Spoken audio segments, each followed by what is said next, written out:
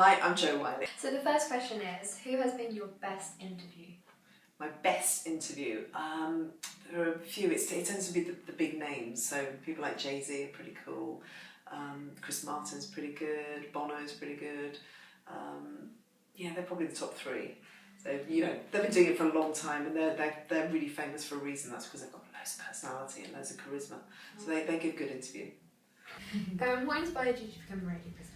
There was a really cool one called Annie Nightingale, and she was a broadcaster. She still is a broadcaster. She's still on, I think she's still on Radio 1. And she used to do a show after the Top 40 on a Sunday night, and I used to listen. She was just super cool. She had great taste in music. She used to love the Clash and the Police and people like that.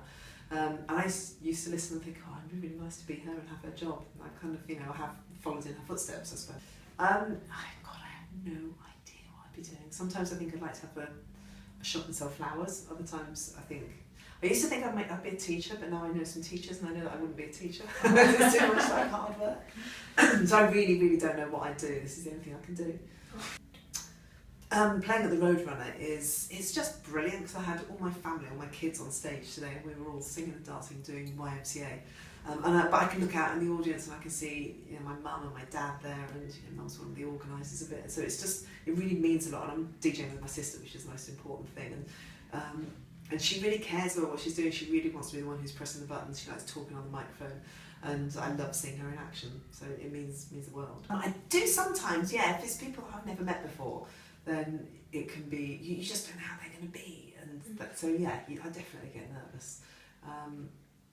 Yeah, no, I probably get nervous all the time. Actually.